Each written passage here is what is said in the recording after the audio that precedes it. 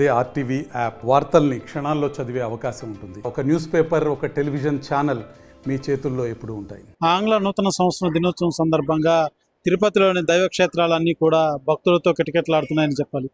ఏదైతే తిరుచానూరు శ్రీ పద్మావతి అమ్మవారి టెంపుల్ కానీ, అప్పలాయగుంట, శ్రీనివాస మంగాపురం, అదేవిధంగా శైవ క్షేత్రాలైనటువంటి శ్రీకాళహస్తి, అదేవిధంగా కపిలతీర్థం దేవస్థానాలన్నీ కూడా భక్తులతో కిటకిటలాడుతుంది. ఏదైతే ఆంగ్ల నూతన సంవత్సరం సందర్భంగా హాలిడే ఉన్న సందర్భంలో భక్తులు నూతన సంవత్సరం పురస్కరించుకొని వాళ్ళ యొక్క నూతన సంవత్సరంలో నూతన ఆలోచన విధానాలతో స్వామివారి కటాక్షం ఉండాలనేసి కూడా భక్తులు ప్రతి ఒక్కరు కూడా దేవాలయాలు చుడుతున్నటువంటి పరిస్థితి.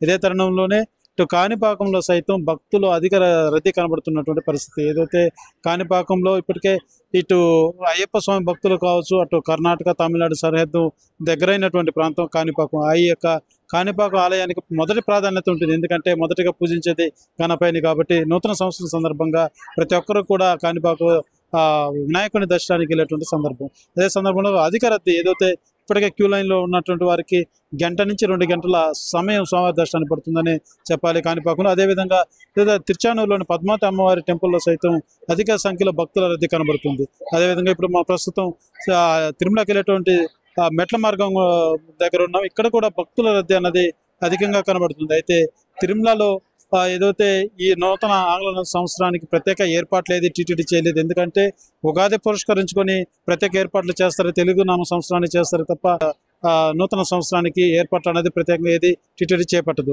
ఇందులో భాగంగానే అయితే సాధారణ భక్తుల రద్దీ మాత్రం కొండ మీద తక్కువ కనబడుతుంది. ఇప్పటికే 4 కంపార్ట్మెంట్లు నిండి ఉన్నది. అయితే సాధారణ భక్తుల రద్దీ మాత్రం సాధారణంగా ఉంది. ఏదైతే రద్దీ శాతం కొద్దిగా తక్కువ ఉన్నప్పటికీ విఐపీల తాకిడి మాత్రం తిరుమలలో ఎక్కువ కనబడుతుంది. ఏదైతే జమ్మూ కాశ్మీర్ గవర్నర్ కావచ్చు, అదేవిధంగా సెంట్రల్ మినిస్టర్ షెకావత్ కావచ్చు స్వామివారిని దర్శించుకున్నటువంటి పరిస్థితి.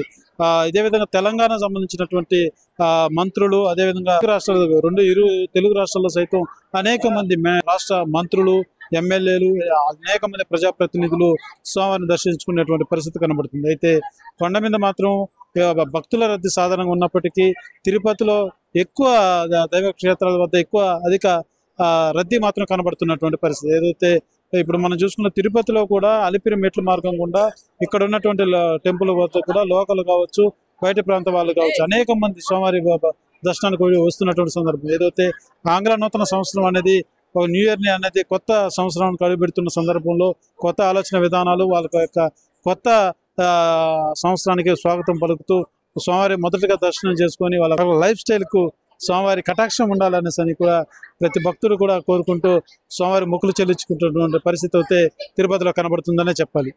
Over to studio. మరిన్ని వీడియోస్ కోసం ఛానల్ ని సబ్స్క్రైబ్ చేయండి. లేటెస్ట్ అప్డేట్స్ కోసం వాట్సాప్ ఛానల్ ని ఫాలో అవ్వండి. ఆ లింక్ డిస్క్రిప్షన్ లో ఉంది.